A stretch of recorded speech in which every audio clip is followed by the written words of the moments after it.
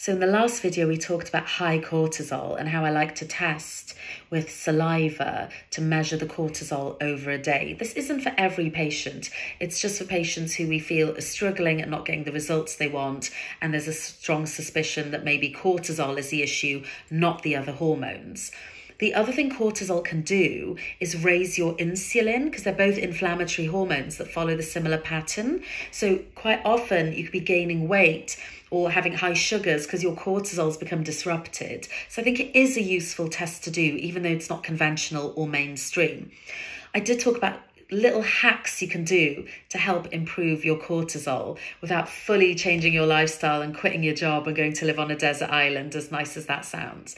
So I always say, let's try and make the changes bite-sized and manageable, because what I don't want to do is actually cause more stress by you trying to improve your stress. So I always say, what can we do for 10 minutes twice a day?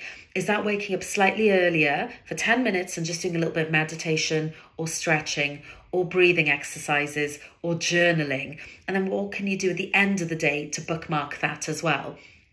Diet has a huge influence as well, and leafy green vegetables are really good because they're full of B vitamins.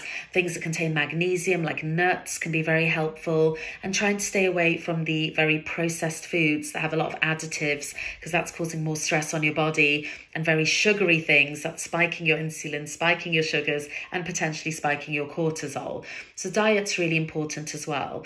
You don't have to be doing really intensive exercise. As I said about my last patient, actually the intensive exercise was making her gain weight, which is what made me suspect a cortisol problem. So maybe you're better off doing Pilates, yoga, walking, getting out into nature, especially as the weather's getting better. These are all things that are beneficial to your health overall, but actually beneficial to your cortisol as well.